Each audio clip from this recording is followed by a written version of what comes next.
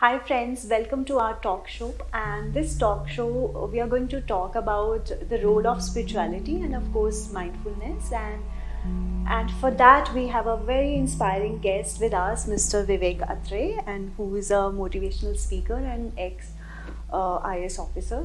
We welcome you, sir. Thank you so much, ma'am. How spirituality can help us in the business, especially who are starting the new venture or the startups. It's a great idea to talk about this because nobody has asked me this question ever. They do talk about the role of spirituality in success. But if you look at a business person, there is a Harvard study that CEOs who meditate are more successful.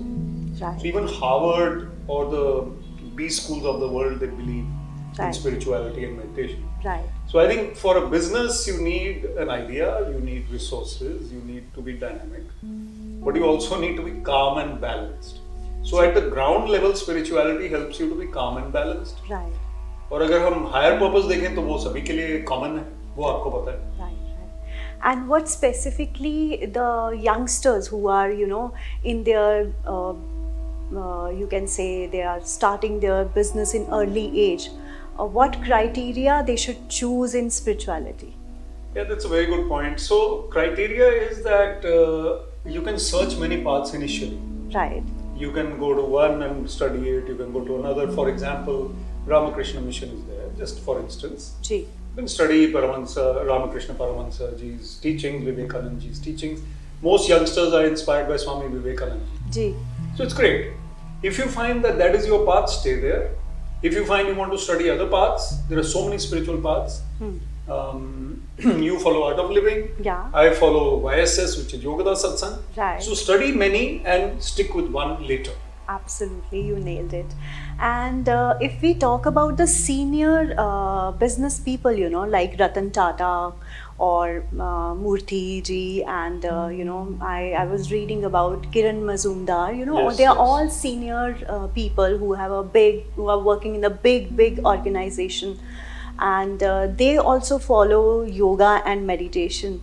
And so what do you think in the bigger segment of the business when we see, so their senior leaderships, because they are handling their teams and everything. So what do you think, what kind of, they should meditate every day? What do you want to say about that? Big business like Yeah, it's very ventures. important to discuss this. But, just one point before I come to this. Ji. Most people start meditating when they suffer in life. Yes. They had some problems in life. Right. So all these people you're talking about, I would seriously bet that they started later in life. But today's era is more demanding. Instagram, competition, pressure, stress. So a youngster of today has to start on the spiritual life very early, even in school. Right. So that he or she is capable of handling the pressures. Now you're talking about meditation. I think regular meditation is the only way. Regular pursuit of spirituality. Read your scriptures or your books. Practice your sadhana, and then try and be connected to the Lord in the daytime or in your activity. That's the only way. Right. It can't be once a month. Right. It can't be a picnic kind of thing. Yeah. This is a compulsion, not a choice. Yeah. And so when we are talking about the meditation, I think so all the leaders or all the senior leaders can practice maybe from 1 minute to 10 minutes meditation, whatever they are, depending upon their time. Depending on their time and depending on the paths they follow. Right. So in my path, which is Kriya Yoga, which I follow through YSS, which is Yoga Satsang Society, set up by Paramahansa Yogananda, author of the autobiography of a yogi. So we start with, let's say, 20 minutes of meditation. We start. That means that a beginner will sit for 20 minutes if he's following the techniques which are prescribed. Someone like me will be meditating for about 15 years, 16 years. Could be 1 hour a day in the morning and 1 hour in the evening. So even before this video recording, 1 hour meditation I've done. Yes. You must have also. Of course. So the thing is that somebody who's deeply into meditation will have to meditate a bit more. Right. Somebody who's not into meditation, not following any path, he or she just sits and notices her breath or his breath, trying to think of God 5 minutes, 7 minutes. Okay, start with that. No harm. Right. And another thing I wanted to discuss about the the pillars of spirituality in business, like integrity is the main part for that, you know, trust is the another part, accountability is the another part. So all these factors, any other factor would you like to add in business segment? Maybe for the startups, you know, because the senior leaders, they are already managing their, you know, big, you can say ventures. But for the starters or maybe middle segment of the business, you know. Yeah, so I think it is very, very important for them to uh, not only balance their life in a wholesome way, but then focus on what are the shortcomings they have. So, you know, Patanjali's Eightfold Path, and Right. then the Yam Niyam is right in the beginning. Do's and don'ts are there. Right, So, if you go look at the scriptures, do's and don'ts of moral behavior and what you should do and what you should not do. right, And you look at the Gita, there are 26 qualities mentioned, uh, which are godlike qualities. We all have them in some small measure. Fearlessness is the first one. yes. Fearlessness comes from total faith. But we are not fearless, we have a bit of fear, we can improve. So I would say a young person who's starting, he or she should introspect and see what are the major shortcomings.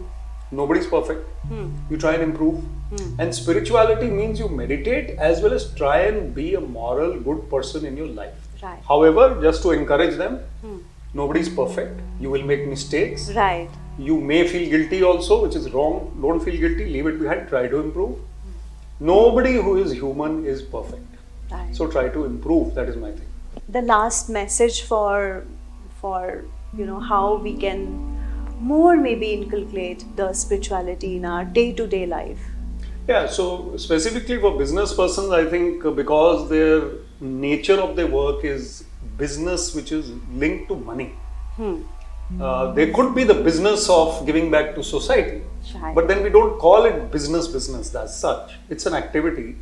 So I think when you are out to make money, you have to temper your life, balance your life with doing good for society also. CSR is something which top companies are supposed to do. Right. But supposing right from the beginning you start setting aside 10% of your earning for charity or society, then you're on the right path. Gee. Even you're earning 1000 rupees, you've set aside 100 rupees, if possible. Right. Then you start on the right foot, and businesses, small or big, should look at society's overall welfare apart from their own welfare. So I think that is the message, and if they can do that, brilliant. Right. Thank you so much, sir, for Welcome. spending a precious time with us. Welcome. Thank you so much. Thank you.